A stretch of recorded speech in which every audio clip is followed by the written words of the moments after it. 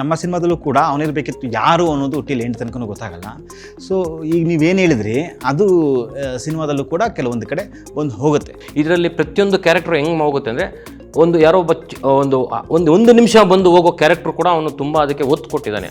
ಆ ಸಿನಿಮಾ ನಮ್ಮ ಸಿನಿಮಾದಲ್ಲಿ ನೆಕ್ಸ್ಟ್ ಬಂದಾಗ ಅವ್ನು ಇರಬೇಕಿತ್ತು ಅಂತ ನಿಮ್ಗನ್ಸಿದೆ. ಫಸ್ಟ್ ನಾವು ಶೂಟ್ ಮಾಡಿರೋದು ರಾಜಸ್ಥಾನದಲ್ಲಿ, ಅದಾದಮೇಲೆ ಲಡಾಖಲ್ಲಿ ಶೂಟ್ ಮಾಡಿದ್ವಿ, ಮತ್ತು ಕೇರಳದಲ್ಲೂ ಶೂಟ್ ಮಾಡಿದ್ವಿ, ಆಮೇಲೆ ಜೊತೆಗೆ ಒಂದು ಸಣ್ಣ ಪುಟ್ಟ ಬ್ಯಾಂಗ್ಳೂರಲ್ಲೂ ಶೂಟ್ ಮಾಡಿದ್ವಿ. ಅದನ್ನು ಒಂದು ಪ್ರಾಡಕ್ಟ್ ಕರೆಕ್ಟಾಗಿದೆಯಾ, ಕ್ವಾಲಿಟಿ ಆಗಿದೆಯಾ, ನೋಡೋಕ್ಕೆ ಚೆನ್ನಾಗಿದೆಯಾ, ಅದು ಒಂದು ಸಿನಿಮಾ ಫಸ್ಟಿಂದ ಕೊನೆವರೆಗೂ ಒಂದು ಕುತೂಹಲನ ತೊಗೊಂಡೋಗಿದೆಯಾ, ನೋಡೋಕ್ಕೆ ಜನರಿಗೆ ಇಷ್ಟ ಆಗಬೇಕು ಅಷ್ಟೇ. ಕನ್ನಡ ಇಂಡಸ್ಟ್ರಿನಲ್ಲಿ ಜನರು ಬರ್ತಾ ಇಲ್ಲ ಅನ್ನೋದನ್ನ ನಾನು ಒಪ್ಪಲ್ಲ ಮೇಡಮ್. ಅದನ್ನು ಒಂದು ಒಳ್ಳೆ ಪ್ರಾಡಕ್ಟ್ ಕೊಟ್ಟರೆ ಬರ್ತಾರೆ ಮೇಡಮ್ ಜನರು. ಒಳ್ಳೆ ಪ್ರಾಡಕ್ಟ್ ಕೊಡಲೇಬೇಕು, ಕೊಟ್ಟಾಗ ಮಾತ್ರ ಜನರು ನಮ್ಮ ಕೈ ಹಿಡಿತಾರೆ. ಪ್ರೇಕ್ಷಕರು ಯಾರ್ಯಾರು ಥಿಯೇಟ್ರಿಗೆ ಬರ್ತಾರೆ, ಸೊ ಅವರೆಲ್ಲರಿಗೂ ಇದು ಪೈಸಾ ವಸೂಲು ಸಿನಿಮಾ ಆಗುತ್ತೆ. ಸೊ ಅವರಿಗೆ ಎಂಟರ್ಟೈನ್ಮೆಂಟಿಂದ ಹಿಡಿದು, ಸೊ ಸಸ್ಪೆನ್ಸಿಂದ ಹಿಡಿದು, ಥ್ರಿಲ್ಲರಿಂದ ಹಿಡಿದು ಪ್ರತಿಯೊಂದು ಅಂಶವೂ ಅವರಿಗೆ ಈ ಸಿನಿಮಾದಲ್ಲಿ ಇಷ್ಟ ಆಗೇ ಆಗುತ್ತೆ. ಅವ್ರು ಕೊಡೋ ₹100, ₹150 ಅವರಿಗೆ ಪೈಸಾ ವಸೂಲು ಆದಂಗೆ ಆಗುತ್ತೆ. ಇದನ್ನು ನಾವು ನೋಡಿರಲಿಲ್ಲ, ಎಕ್ಸ್ಪೆಕ್ಟ್ ಮಾಡಿರಲಿಲ್ಲ ಅನ್ನೋದು 100% 1000 ಪೀಪಲ್ಗೆ 999% ನಾನು ಇದನ್ನು ಎಕ್ಸ್ಪೆಕ್ಟ್ ಮಾಡಿಲ್ಲ ಅಂದ್ಕೊಂಡೇ ಬರ್ತಾರೆ. ಇಂಥವ್ರನ್ನ ಎಕ್ಸ್ಪೆಕ್ಟ್ ಮಾಡಿಲ್ಲ ಅಂದ್ಕೊಂಡೆ ಆಚೆ ಬರ್ತಾರೆ. ಮತ್ತು ಅದರಲ್ಲಿ ನಿಮ್ಮಲ್ಲಿರೋ ಪಾಕೆಟಲ್ಲಿರೋ ಒಂದು ಡಾಕ್ಯುಮೆಂಟ್ಸ್ನ ತೆಗೆದು ಚೆಕ್ ಮಾಡ್ಕೊಳಕ್ಕೆ ಹೋಗ್ತಾರೆ ಮೇಡಮ್. ಅದನ್ನು ನಾನು ಹೇಳ್ತೀನಿ ಮೇಡಮ್. ಹಾಯ್ ಹಲೋ ಎಲ್ರಿಗೂ ನಮಸ್ಕಾರ. ನೀವು ನೋಡ್ತಾ ಇದ್ದೀರಾ ವಿಶ್ವವಾಣಿ ಸ್ಪೆಷಲ್. ನಾನು ವೈದೇಹಿ ಪಾಟೀಲ್. ಅವನಿರಬೇಕಿತ್ತು ಈ ಒಂದು ಟೈಟಲ್ ಮತ್ತು ಈ ಸಿನಿಮಾದ ಹಾಡುಗಳಿಂದಲೇ ಈ ಸಿನಿಮಾ ತುಂಬಾ ಚರ್ಚೆಯಲ್ಲಿರುವಂಥದ್ದು. ಹಾಡನ್ನು ಎಲ್ಲರೂ ಕೂಡ ಇಷ್ಟಪಟ್ಟು ಕೇಳ್ತಾ ಇದ್ದಾರೆ. ಇನ್ನೇನು ರಿಲೀಸ್ಗೆ ಈ ಸಿನಿಮಾ ರೆಡಿಯಾಗಿದೆ. ಸೊ ಈ ಸಿನಿಮಾದ ಬಗ್ಗೆ ಒಂದಷ್ಟು ಮಾತಾಡೋದಕ್ಕೆ ನಮ್ಮ ಜೊತೆಗೆ ನಿರ್ದೇಶಕರು ಮತ್ತು ನಿರ್ಮಾಪಕರು ಇದ್ದಾರೆ. ನಿರ್ದೇಶಕರಾಗಿರುವಂತಹ ಅಶೋಕ್ ಸರ್ ಹಾಗೆ ನಿರ್ಮಾಪಕರಾಗಿರುವಂತಹ ಮುರಳಿ ಸರ್ ಇಬ್ಬರು ನಮ್ಮ ಜೊತೆ ಇದ್ದಾರೆ. ಸಿನಿಮಾ ಬಗ್ಗೆ ಏನು ಹೇಳ್ತಾರೆ, ಏನೆಲ್ಲ ಎಕ್ಸ್ಪೆಕ್ಟೇಷನ್ಸ್ ಅವರಿದೆ, ಹಾಗೆ ಈ ಸಿನಿಮಾ ಜನರಿಗೆ ಎಷ್ಟರ ಮಟ್ಟಿಗೆ ಎಂಟರ್ಟೈನ್ಮೆಂಟ್ ಮಾಡುತ್ತೆ, ಇದೆಲ್ಲದರ ಬಗ್ಗೆ ಮಾತಾಡೋಣ. ಅದಕ್ಕೂ ಮುಂಚೆ ಅವ್ರನ್ನ ಕಾರ್ಯಕ್ರಮಕ್ಕೆ ಸ್ವಾಗತಿಸೋಣ. ಸರ್ ಇಬ್ಬರಿಗೂ ನಮಸ್ತೆ. ಕಾರ್ಯಕ್ರಮಕ್ಕೆ ಸ್ವಾಗತ. Firstly congratulations. ಟ್ರೇಲರ್ ತುಂಬಾ ಚೆನ್ನಾಗಿ ಬಂದಿದೆ, ಸಾಂಗ್ಸ್ ತುಂಬಾ ಚೆನ್ನಾಗಿ ಬಂದಿದೆ, ವಿಜುವಲೈಸೇಷನ್ ತುಂಬಾ ರಿಚ್ ಅನ್ಸುತ್ತೆ ಸಾಂಗ್ಸ್ ಅಲ್ಲಿ. ಸೊ ಫಸ್ಟ್ ನಿಮ್ಮಿಂದನೇ ಸ್ಟಾರ್ಟ್ ಮಾಡಿಬಿಡೋಣ ಸರ್. ಸೊ ಡೈರೆಕ್ಷನ್ ಮಾಡಬೇಕು ಅಂತ ನೀವು ಡಿಸೈಡ್ ಮಾಡ್ಕೊಂಡಾಗ ಈ ರೀತಿಯಾದಂತಹ ಒಂದು ಕಥೆನ ಆಯ್ಕೆ ಮಾಡ್ಕೊಳ್ತೀರಾ. ಸೊ ಕಥೆಗೆ ತಕ್ಕಂತೆ ಪಾತ್ರಗಳನ್ನು ಆಯ್ಕೆ ಮಾಡೋದು ಕೂಡ ಅಷ್ಟೇ ಇಂಪಾರ್ಟೆಂಟ್ ಆಗುತ್ತೆ. ಸೊ ಪಾತ್ರಗಳ ಆಯ್ಕೆಯಲ್ಲಿ ನೀವು ಯಾವ ಥರ ಪರ್ಟಿಕ್ಯುಲರ್ ಆಗಿದ್ದರೆ ಇದಿದೆ ಪಾತ್ರ ಇವರೇ ಮಾಡಬೇಕು ಅಂತ ಹೇಗೆ ಅನಿಸ್ತು, ಅದ್ರ ಬಗ್ಗೆ ಹೇಳಿ. ಸೊ ಅದೇ ನಾ ಕತೆ ಬರೆಯುವಾಗ, ಸೊ ಸ್ಕ್ರೀನ್ ಪ್ಲೇ ಮತ್ತು ಅದಕ್ಕೆ ಡೈಲಾಗ್ಸ್ ಬರೆಯುವಾಗ, ಸೊ ಈಗ ನನಗೆ ಗೊತ್ತಿರುವಂಥ ಒಂದಷ್ಟು ಆರ್ಟಿಸ್ಟ್ಗಳಿದ್ದಾರೆ. ಸೊ ಅವರು ಇದು ಕ್ಯಾರೆಕ್ಟರ್ನ ಮಾಡ್ಬೋದು ಅಂತ ನಾನು ಮುಂಚೆನೇ ಡಿಸೈಡ್ ಮಾಡ್ಕೋತಿದ್ದೆ. ಕೆಲವೊಂದ್ಸರಿ ಡಿಸೈಡ್ ಮಾಡ್ಕೊಳಕ್ಕೆ ಆಗ್ತಿರಲಿಲ್ಲ. ಸೊ ಅದು ಬರೆದಾದ್ಮೇಲೆ ಸೊ ಹುಡುಕ್ತಿದ್ದೆ, ಇವ್ರು ಕರೆಕ್ಟು ಅಂತ. ಸೊ ಹಾಗಾಗಿ ಸೊ ಅಂಥದ್ದು ಕ್ಯಾರೆಕ್ಟರ್ಗಳಿಗೆ ನಾನು ನನ್ನ ಸುತ್ತಮುತ್ತಲು ಇರೋ, ನಾನು ನೋಡದೇ ಇರೋವಂಥವ್ರನ್ನ ನಾನು ಪಿಕ್ ಮಾಡಿ ಶುರು ಮಾಡ್ಕೊಂಡಿದ್ದೆ. ಈ ಥರನೇ ಅದು ಶುರುವಾಗಿದ್ದು. ಆಮೇಲೆ ಕತೆ ಇದು ಒಂದು ಐಡೆಂಟಿಟಿ ಥೆಫ್ಟ್ ಮೇಲೆ ಇರುವಂಥದ್ದು. ಸೊ ಅದಕ್ಕೆ ತಕ್ಕನಾಗೆ ಆಮೇಲೆ ತುಂಬ ಎಲ್ಲ ಹೊಸಬ್ರೆ ಸೇರ್ಕೊಂಡು ಮಾಡಿರುವಂಥದ್ದು. ಆಲ್ಮೋಸ್ಟ್ ಹೊಸಬ್ರೆ ಇರೋದು ಒಂದು 3 ಕ್ಯಾರೆಕ್ಟರ್ಸ್ 4 ಕ್ಯಾರೆಕ್ಟರ್ಸ್ ಮಾತ್ರ ಸೀನಿಯರ್ ಆರ್ಟಿಸ್ಟ್ಗಳಿರೋದು. ಸೊ ಹಾಗಿದ್ದಾಗಲೂ ಕೂಡ ನಾವು ಕೆಲವೊಂದು ಪಾತ್ರಗಳಿಗೆ ಥಿಯೇಟ್ರ್ ಬ್ಯಾಕ್ಗ್ರೌಂಡ್ ಇರುವಂಥ ಆರ್ಟಿಸ್ಟ್ಗಳನ್ನು ಚೂಸ್ ಮಾಡಿ ಶುರು ಮಾಡಿದ್ದು. Okay sir. ಸರ್ ನಿರ್ದೇಶಕರು ಕತೆ ಬರೀತಾರೆ, ನಿರ್ದೇಶನ ಮಾಡ್ತೀನಿ ಅಂತ ಪ್ರೊಡ್ಯೂಸರ್ ಹತ್ರ ಬರ್ತಾರೆ. ಸೊ ಪ್ರೊಡ್ಯೂಸರ್ ಡಿಸೈಡ್ ಮಾಡಬೇಕು ಈ ಕತೆ ಎಷ್ಟರ ಮಟ್ಟಿಗೆ ಓಡುತ್ತೆ, ಎಷ್ಟರ ಮಟ್ಟಿಗೆ ನನಗೆ ಪ್ರಾಫಿಟ್ ತಂದು ಕೊಡುತ್ತೆ, ನನ್ನ ಸಿನಿಮಾ ಎಷ್ಟು ಮಟ್ಟಿಗೆ ಓಡುತ್ತೆ ಅಂತಂದು ಆಬ್ವಿಯಸ್ಲಿ ನಿರ್ಮಾಪಕರಾದಂಥವರು ಡಿಸೈಡ್ ಮಾಡಬೇಕಾಗತ್ತೆ. ಸೊ ಈ ಕತೆ ಕೇಳಿದ ತಕ್ಷಣ ಇದಕ್ಕೆ ನಾನು ನಿರ್ಮಾಣ ಮಾಡಬೇಕು, ಇದಕ್ಕೆ ಹಣ ಹೂಡಬೇಕು ಅಂತ ಹೇಗೆ ಅನಿಸ್ತು ಸರ್ ನಿಮ್ಗೆ? ಮೊದಲನೇದಾಗಿ ಮೇಡಮ್, ಪ್ರಾಫಿಟು ಲಾಸು ಅದು ಸೆಕೆಂಡ್ರಿ ಮೇಡಮ್. ಯಾವುದೇ ಒಂದು ಬಿಸ್ನೆಸ್ ಮಾಡಿದ್ರು ಪ್ರಾಫಿಟ್ ಲಾಸ್ ಇದ್ದೇ ಇರುತ್ತೆ. ಬಟ್ ಸಿನಿಮಾ ಅಂತ ಬಂದಾಗ ನಾವು ಪ್ರಾಫಿಟ್ ಅನ್ನು ಎಕ್ಸ್ಪೆಕ್ಟ್ ಮಾಡೋದು ಸ್ವಲ್ಪನೇ. ಯಾವಾಗ ಪ್ರಾಫಿಟ್ ಎಕ್ಸ್ಪೆಕ್ಟ್ ಮಾಡ್ತೀವಿ ಅಂತ ಹೇಳಿದ್ರೆ, ನಾವು ಸಿನಿಮಾ ತಂಡ ಮತ್ತೆ ಡೈರೆಕ್ಷನ್ ಏನ್ ಬಂದಿರುತ್ತೆ ಮತ್ತೆ ಔಟ್ಪುಟ್ ಏನ್ ಬಂದಿರುತ್ತೆ ಅದ್ರ ಮೇಲೆ ನಮ್ಮ ಪ್ರಾಫಿಟ್ ಡಿಸೈಡ್ ಆಗಿರುತ್ತೆ ಮೇಡಮ್. ಯಾವುದೇ ಸಿನಿಮಾ ಇಂಡಸ್ಟ್ರಿನಲ್ಲಿ ಪ್ರಾಫಿಟ್ ಬಂದ್ಬಿಡುತ್ತೆ ಅನ್ನೋದು ಅದು ಅಸಾಧ್ಯದ ಮಾತು ಮೇಡಮ್. ಅದು ಸೊ ಇವಾಗ ನಾವು ದುಡ್ಡು ಹಾಕಿದ್ರೆ ಒಂದು ಸಿನಿಮಾ ಚೆನ್ನಾಗಿ ಬರಬೇಕು ಅಂದ್ರೆ, ಒಂದು ಪ್ರಾಜೆಕ್ಟ್ ಬರ್ಬೇಕಂತ ಹೇಳಿದ್ರೆ ಫಸ್ಟ್ ದುಡ್ಡು ಹಾಕ್ಲೇಬೇಕು, ಯಾವುದೇ ಒಂದು ಪ್ರಾಜೆಕ್ಟ್ ಆಗಲಿ. ಅದೇ ತರ ಇದು ಒಂದು ಪ್ರಾಜೆಕ್ಟ್ ಅಷ್ಟೇ. ಆ ಪ್ರಾಜೆಕ್ಟ್ ಅಲ್ಲಿ ನಾವು ಸಿನಿಮಾ ತುಂಬಾ ಚೆನ್ನಾಗಿ ನಾವು ತಗೊಂಡ್ ಬಂದಿದ್ದೀವಿ. ಸೊ ಇದನ್ನ ನಾನು ಎಕ್ಸ್ಪೆಕ್ಟ್ ಮಾಡ್ಬೋದು ಅಂತ ನನ್ನ ಫೀಲ್ ಆಗ್ತದೆ ಮೇಡಮ್. ಅದು ಯಾಕಂದ್ರೆ ಇವನ್ ಮೇಲೆ ನನಗೆ ಆಲ್ರೆಡಿ ನಂಬಿಕೆ ಇತ್ತು. ನಾನು ಚಿಕ್ಕ ವಯಸ್ಸಿನ ನಾವು ಫ್ರೆಂಡ್ಸ್ ಆಗಿರೋದ್ರಿಂದ, ಒಂದು ಪ್ರಾಜೆಕ್ಟ್ ಆಲ್ರೆಡಿ ನಾವು ಮಾಡಿರೋದ್ರಿಂದ ಆ ಒಂದು ಬೇಸ್ ಮೇಲೆ ನಾನು ಇವನ್ ಮೇಲೆ ದುಡ್ಡು ಹಾಕಿದ್ದೇನೆ ಅನ್ನೋದಕ್ಕಿಂತ ನನ್ನ ಒಂದು ಸ್ಯಾಟಿಸ್ಫಿಕೇಶನ್, ಸಿನಿಮಾ ನಾವು ಚೆನ್ನಾಗಿ ಮಾಡ್ತೀವಿ ಅನ್ನೋ ಒಂದು ಸ್ಯಾಟಿಸ್ಫಿಕೇಶನ್ ಮೇಲೆ ನಾವು ಜೊತೆಲಿ ನಿಂತ್ಕೊಂಡಾಗ ಅದಾಗೆ ಆಗುತ್ತೆ ಅನ್ನೋ ಒಂದು ಕಾನ್ಫಿಡೆನ್ಸ್ ಮೇಲೆ ನಾನು ದುಡ್ಡು ಹಾಕಿದ್ದೀನಿ ಮೇಡಮ್ ನಾನು. Okay sir. ಅವನಿರ್ಬೇಕಿತ್ತು ಅನ್ನೋದು ಅದನ್ನ ಇವಾಗ ಸಾಮಾನ್ಯ ಜನರು ಎಲ್ಲರೂ ಅನ್ಕೊಳ್ತಾ ಇರ್ತಾರೆ, ಈ ಟೈಮಲ್ಲಿ ಅವ್ನು ಇರ್ಬೇಕಾಗಿತ್ತು, ಆ ಟೈಮಲ್ಲಿ ಅವ್ನು ಇದ್ದಿದ್ರೆ ಎಷ್ಟು ಚೆನ್ನಾಗಿರ್ತಾ ಇತ್ತು. ಈ ಥರದ್ದು ತುಂಬಾ ಯೂಸ್ ಆಗುವಂಥ ವರ್ಡ್ ಅವನಿರ್ಬೇಕಿತ್ತು ಅಂತ. ನಿಮ್ಮ ಸಿನಿಮಾಗೆ ಇದು ಹೆಂಗೆ ಆ್ಯಕ್ಟ್ ಆಗುತ್ತೆ ಈ ಟೈಟಲ್ ಅಂತ? ಸೊ ನಮ್ಮ ಸಿನಿಮಾದಲ್ಲೂ ಕೂಡ ಅವನಿರ್ಬೇಕಿತ್ತು ಯಾರು ಅನ್ನೋದು ಟಿಲ್ ಎಂಡ್ ತನಕ ಗೊತ್ತಾಗಲ್ಲ. ಸೊ ಈಗ ನೀವೇನು ಹೇಳಿದ್ರಿ ಅದು ಸಿನಿಮಾದಲ್ಲೂ ಕೂಡ ಕೆಲವೊಂದು ಕಡೆ ಒಂದು ಹೋಗುತ್ತೆ. ಸೊ ಹಿಂಗೆ ಅವನಿರ್ಬೇಕಿತ್ತು ಅನ್ನೋ ಟೈಟಲ್ಲೇ ಇಡೀ ಸಿನಿಮಾನ ಎತ್ತು ತಗೊಂಡು ಹೋಗ್ತಿರುತ್ತೆ.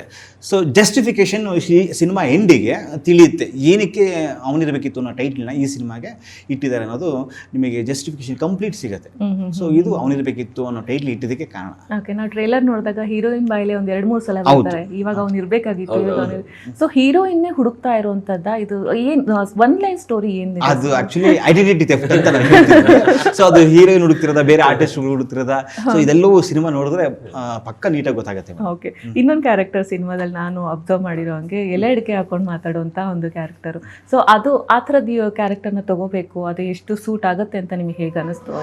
ಸೊ ಅದು ಆ್ಯಕ್ಚುಲಿ ನಾವು ಏನು ಸ್ಕ್ರೀನ್ ಪ್ಲೇ ಬರೆಯುವಾಗ ಮತ್ತು ಕ್ಯಾರೆಕ್ಟರೈಸೇಷನ್ ಸೃಷ್ಟಿ ಆದಾಗ ಸೊ ಆ ಏನೋ ಒಂದು ಏನೋ ನಡವಳಿಕೆ ಅಂತಿರ್ತಾರೆ ಕೆಲವೊಂದ್ಸರಿ, ಏನೋ ಒಂದು ಕೈಲಿರುತ್ತೆ, ಬಾಯ್ಲ ಈ ಥರ ಹಾಕೋತಿರ್ತಾರೆ, ಏನೋ ಒಂದು ಇರಲೇಬೇಕು ಅಂತ ಇಟ್ಟಿದ್ದಲ್ಲ. ಸೊ ಅದು ಅವರ ಚಹರೆ ನೋಡಿದ್ರೆ ಆ ಥರದನ್ನು ಯೂಸ್ ಮಾಡೋ ಥರ ಇದ್ದಾರೆ ಅಂತ ಅನಿಸ್ತಿರತ್ತೆ ನೋಡಿದ ತಕ್ಷಣ. ಸೊ ಹಾಗಾಗಿ ಅದನ್ನು ಬಳಸಿದ್ವಿ. ಸರ್, ನಿರ್ಮಾಪಕರು ಅಂದ ತಕ್ಷಣ ಇವಾಗ ಎಲ್ಲರೂ ಕೂಡ ಒಂದೇ ಯೋಚನೆ ಮಾಡ್ತಾರೆ ಸರ್, ಈ ಸಿನಿಮಾ ಹಿಟ್ ಆದರೆ ಒಳ್ಳೇದು, ನಿರ್ಮಾಪಕರಿಗೆ ಒಳ್ಳೇದು, ಸಿನಿಮಾ ಸಪೋಸ್ ಏನಾರು ಹಿಂಗೆ. ಸೊ ಇವಾಗ ಹೊಸಬ್ರನ್ನ ನೀವು ಹಾಕ್ಕೊಂಡು ಸಿನಿಮಾ ಮಾಡ್ತಾ ಇರೋದ್ರಿಂದ ಆಬ್ವಿಯಸ್ಲಿ ನಿಮಗೆ 2 ಥಾಟ್ ಬಂದಿರುತ್ತೆ. ಓಕೆ, ಹೊಸಬ್ರ ಮೇಲೆ ನಾನು ಹೂಡಿಕೆ ಮಾಡಬೇಕಾ ಇನ್ನ ಅಂತಂದು, ಬಿಕಾಸ್ ನೀವು ಹೇಳ್ದಂಗೆ ನಿಮ್ಮ ಚೈಲ್ಡ್ಹುಡ್ ಫ್ರೆಂಡು, ನಿಮ್ಮ ಫ್ರೆಂಡನ್ನು ನೋಡ್ಕೊಂಡು ನೀವು ಹೂಡಿಸ್ತೀರಾ. ಸೊ ಹೊಸಬ್ರನ್ನ ಹಾಕ್ಕೊಂಡಾಗ ಒಂದು ರಿಸ್ಕ್ ಫ್ಯಾಕ್ಟರ್ ಅಂತಂದು ಇರುತ್ತೆ ಸರ್. ಯಾವುದೇ ನಿರ್ಮಾಪಕರಿಗೆ, ನಿರ್ದೇಶಕರಿಗೆ ಅದೊಂದು ತಲೆಯಲ್ಲಿ ಥಾಟ್ ಬರುತ್ತೆ, ಹೊಸಬ್ರನ್ನ ಹಾಕೊಂಡು ಮಾಡಿ.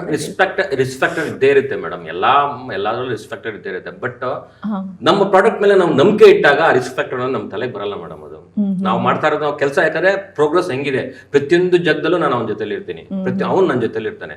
ಪ್ರತಿ ಆರ್ಟಿಸ್ಟ್ ಸೆಲೆಕ್ಟ್ ಮಾಡ್ಬೇಕಾರೆ, ಮ್ಯೂಸಿಕ್ ಡೈರೆಕ್ಟರ್ ಸೆಲೆಕ್ಟ್ ಮಾಡ್ಬೇಕಾರೆ, ಪ್ರತಿಯೊಂದು ಜಾಗದಲ್ಲೂ ನಾವು ಹಿಂಗೆ ಮಾಡಬೇಕು ಮತ್ತೆ ಸಾಂಗ್ಸ್ ಬರೀಬೇಕಾದ್ರೆ ಮಗ ಹಿಂಗೆ ಬರ್ತಾ ಇದೆ ಅವ್ನು ನನಗೆ ಕೊಡೋ ಕನ್ಕ್ಲೂಷನ್.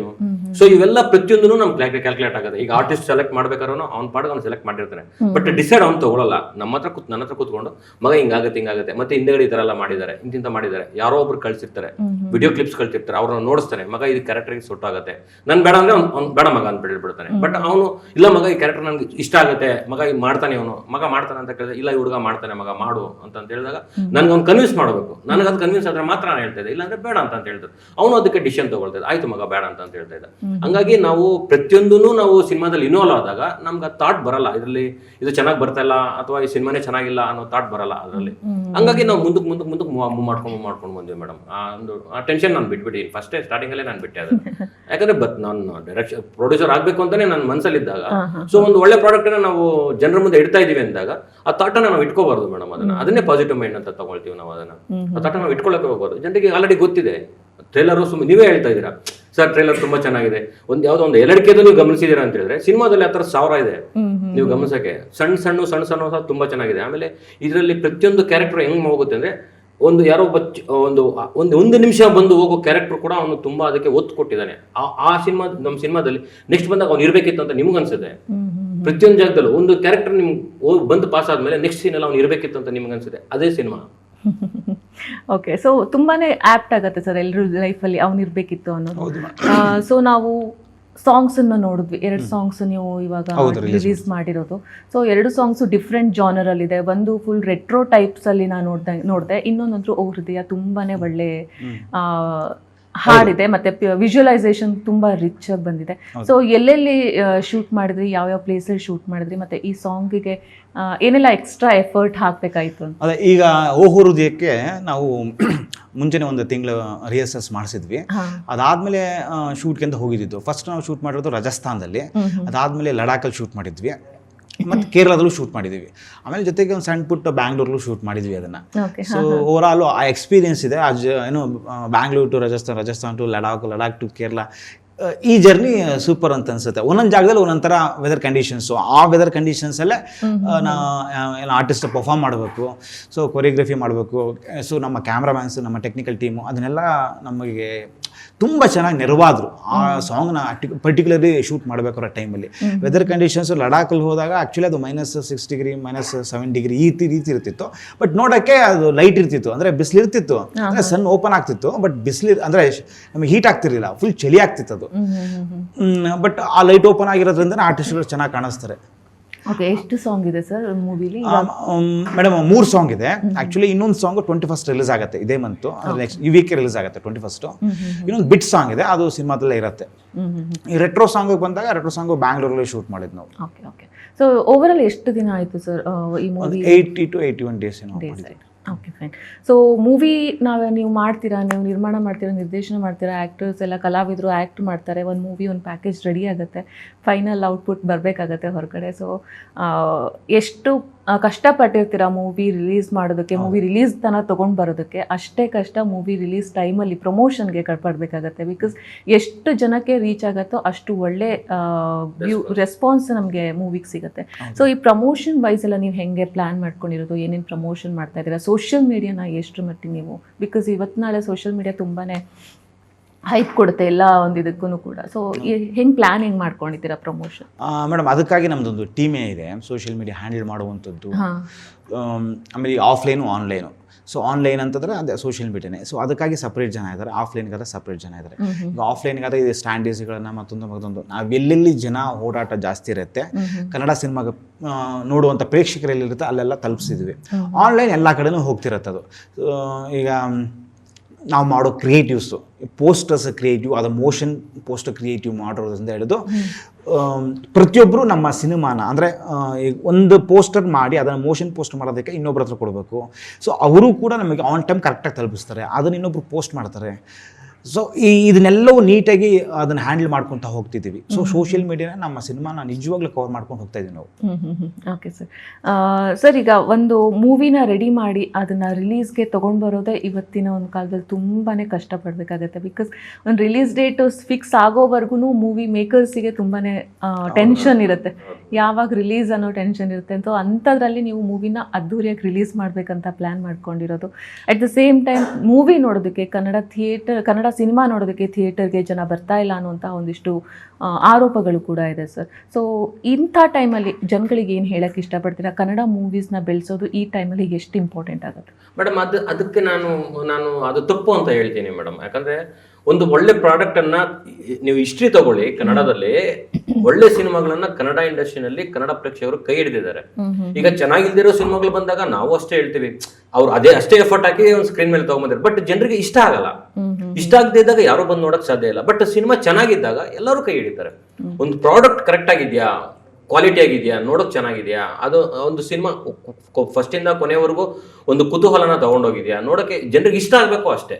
ಇಷ್ಟ ಆದಾಗ ಕನ್ನಡ ಜನತೆ ಅಲ್ಲ, ಕರ್ನಾಟಕದಲ್ಲಿ ಬೇರೆ ಊರು ಸಹ ಬಂದು ನಮ್ಮ ಕನ್ನಡ ಸಿನಿಮಾಗಳನ್ನ ನೋಡ್ತಾರೆ.